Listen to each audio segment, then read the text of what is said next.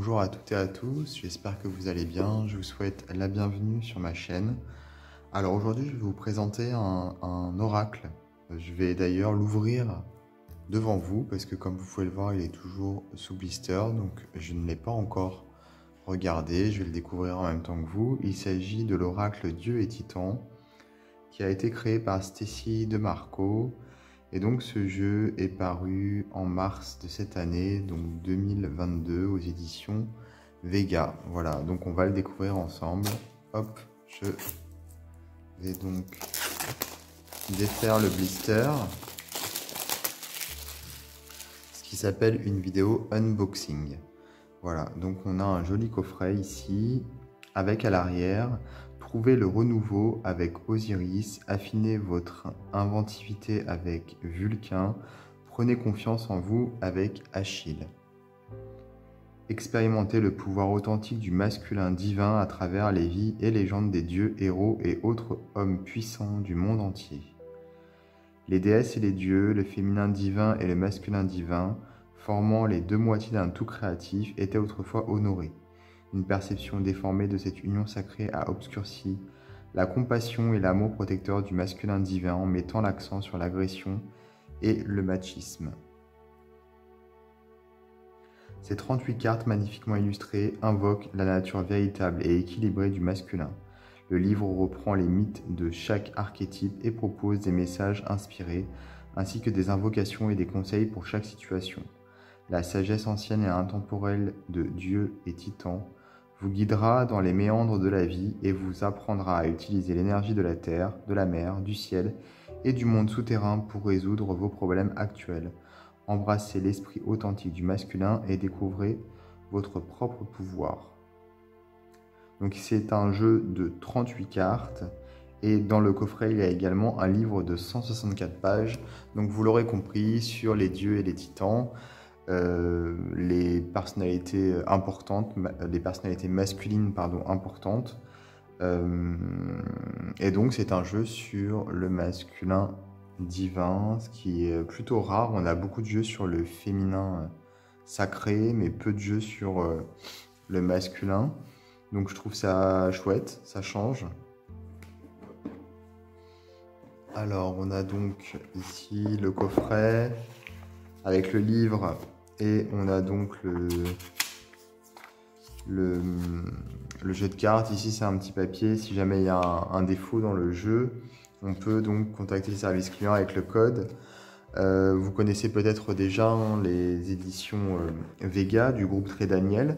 Donc on retrouve le format de cet éditeur au niveau du coffret, du livre, etc. Alors, on va commencer par le livre. Hop.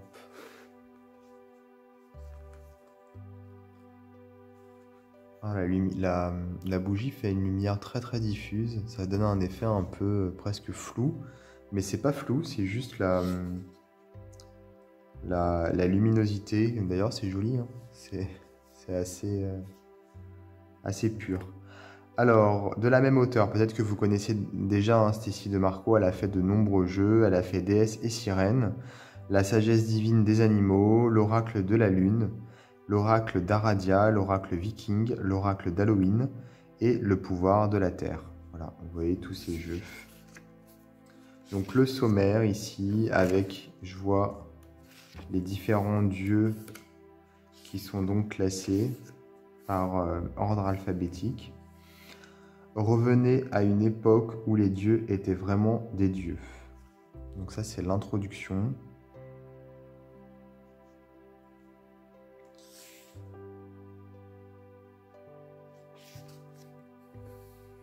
Donc on a les pratiques païennes ici qui sont expliquées, enfin qui sont évoquées. Je vois qu'il est question du New Age ici. Effectivement, les dieux qui sont à la mode actuellement, hein, surtout à Hollywood, il y a eu pas mal de films, hein, comme Troie, Thor, Le Choc des Titans, Beowulf également. C'est vrai. Comment utiliser ces cartes? Donc, comment activer vos cartes avec une sorte de bénédiction à dire. Quelques outils dont vous pourriez avoir besoin. Donc, c'est vraiment pour le côté rituel, hein, pour le coup, ici. Puisqu'effectivement, il y a écrit dans la quatrième de couverture que je vous ai lu, enfin, l'arrière du coffret plutôt, il y a écrit qu'on peut, on peut donc... il y a des invocations, voilà. Donc, c'est peut-être pour ça qu'il y a tous ces ingrédients ici. Le tirage du Panthéon, donc on a un tirage ici, divination à une carte, les jumeaux, donc c'est divination à 2 cartes, tirage solaire en 3 cartes, la montagne, tirage en 7 cartes avec le symbole du masculin, le tirage d'Odin également, puis les messages des cartes. Donc on va avoir par exemple, hop, ici Achille. On a donc son nom, on a le mot-clé à retenir, donc ici assurance, une petite phrase. Vous êtes fort, digne et confiant, avancez avec courage car vous pouvez réaliser tout ce que vous désirez. Bon, en l'occurrence ici c'est 2 phrases. Mais voilà, il y a un petit texte court qui donne l'idée principale de la carte. Donc on va parler forcément du célèbre Achille ici. Donc on va avoir le mythe qui va être expliqué. Donc ça c'est bien, j'aime bien en fait les jeux où en même temps qu'on tire les cartes, on apprend des choses sur la mythologie, sur les dieux, etc. Parce qu'on n'est pas toujours, on sait pas toujours tout, au contraire il y a tellement de choses, c'est tellement riche. Et je trouve qu'en fait en racontant comme ça le mythe, on va retenir plus facilement la carte, surtout en regardant l'illustration, tout de suite ça va être plus ludique, ça va être plus facile à retenir et le jeu va être plus intéressant puisque en même temps de tirer les cartes, on apprend, c'est un peu comme si on lisait un livre sur les dieux et donc on va retenir un petit peu la mythologie, ça j'aime bien. Puisque finalement on peut, comment dire, on peut lire le livre, le livret sans forcément avoir les cartes sous les mains, mais comme ça en se familiarisant avec les mythes, ça nous permet de nous familiariser avec le jeu, tout simplement.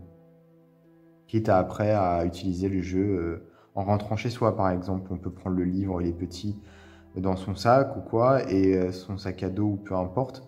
Et donc on va, quand on peut, lire les cartes. Donc on voit qu'il y a un texte qui est vraiment, vraiment conséquent. Ensuite, part d'ombre, donc c'est plutôt le côté négatif de la carte. Symbole, ici, donc on va avoir des symboles. Et enfin, on a ici ce que je disais, l'invocation. Donc là, ils disent par exemple, vous aimeriez peut-être invoquer Achille lorsque vous avez besoin d'assurance, d'estime de vous ou de force. Voilà.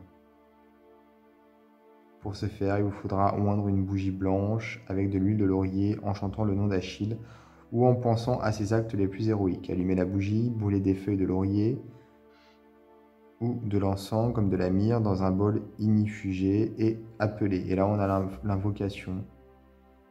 Puis des choses à faire encore et le reste de l'invocation.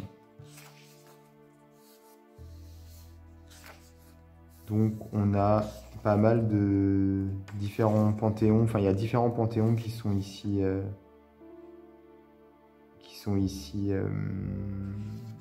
comment dire, invoqués. Je vois qu'ici il y a un dieu Apuch, c'est un dieu maya, je ne le connais pas du tout. On a Anubis, bon, qui est plutôt connu hein, pour le coup, le dieu égyptien. Apollon, voilà, on a beaucoup de dieux, forcément. Ah, à la fin, je vois qu'il y a autre chose. Il y a le glossaire, avec justement pas mal de dieux, de déesses qui ont été sûrement invoqués, enfin évoqués plutôt, dans le livre. Et donc on va avoir ce petit glossaire des dieux et déesses à la fin du livre. Alors les cartes.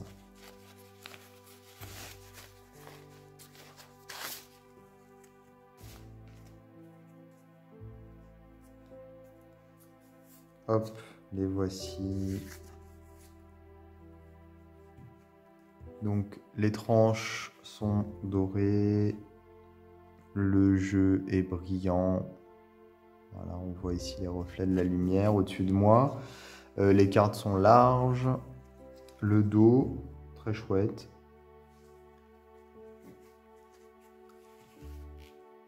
Alors,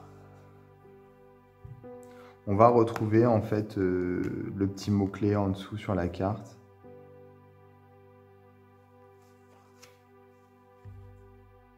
Donc Achille, hein, dont je vous ai parlé. Les cartes sont classées par ordre alphabétique. Elles ne sont pas numérotées, mais par contre, dans le livre ici,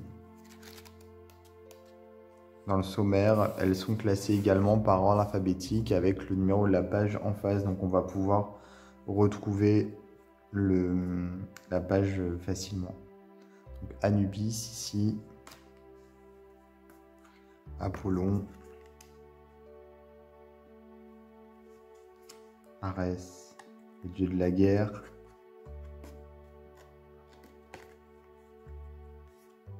qui je crois correspond à Mars, hein, au dieu Mars, et donc qui est associé au bélier, bien sûr.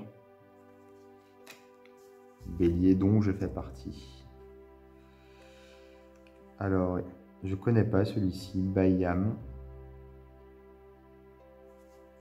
Cernunnos. Pour tous ceux qui s'intéressent au paganisme, je pense que ça doit vous parler. Transformation.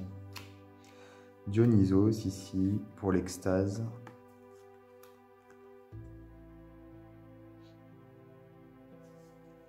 Eros, amour. Ganesh, le dieu indien, à tête d'éléphant. Obstacle. Garuda, voyage. L'homme vert, abondance. Hadès, la mort. En fait, je suis en train de me dire qu'il y a des cartes qui se rapprochent beaucoup du tarot. Avec effectivement l'abondance ici. Le voyage pour le chariot.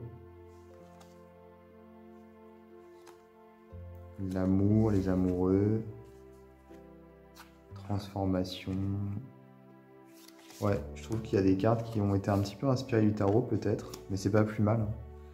Les cycles ici avec la roue. Enfin, ça peut être la roue. Hermès, communication.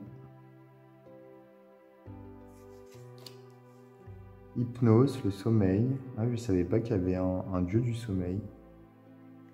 Alors, il sort d'où celui-ci?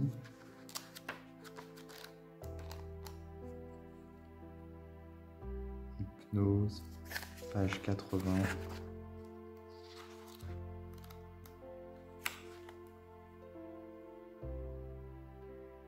Hypnose, le dieu grec du sommeil, est né de la mer Noire, Nyx, nuit.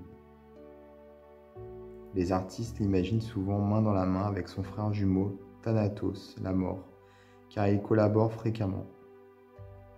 Je ne savais pas.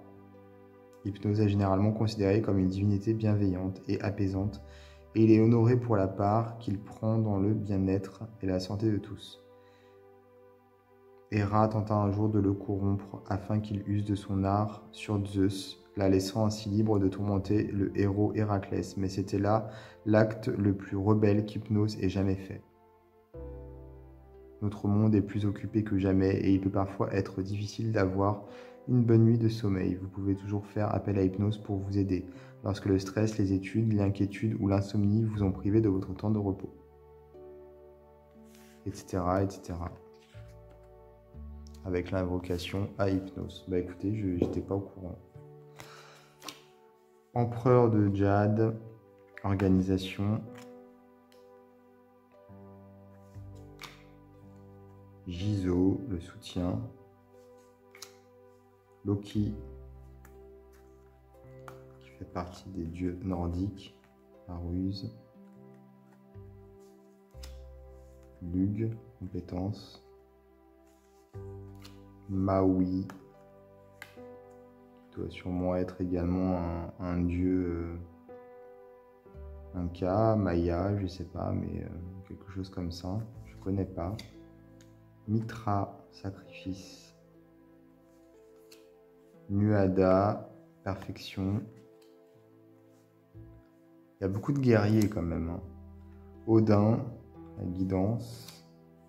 Osiris, le renouveau.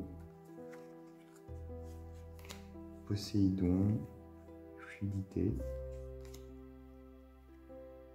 Prométhée, l'altruisme. Ré, pouvoir.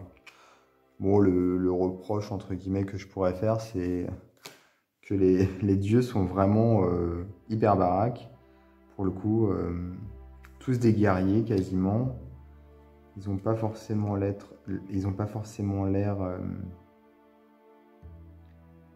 toujours très amicaux.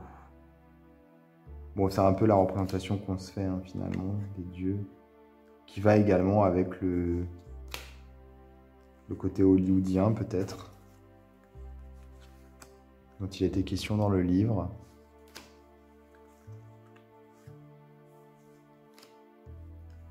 Vishnu, l'équilibre. Vulcain, ingéniosité. Zeus, leadership. Zeus qui me fait penser à un acteur, je sais plus son nom, qui d'ailleurs avait fait un film de super-héros. Bref, c'est pas grave. Il avait joué dans Stargate, cet acteur. Stargate Atlantis. J'ai oublié son nom. Alors, voilà donc pour ce jeu, Dieu et Titan. Donc, paru aux éditions Vega. Voilà, je vais vous mettre dans la description de ma vidéo un lien vers le site de l'éditeur. Comme ça, ce sera plus simple pour vous. Vous aurez juste à cliquer. Je vous invite également à vous abonner à ma chaîne, à activer les notifications si ce n'est pas déjà fait. Et je vous dis à bientôt pour d'autres vidéos.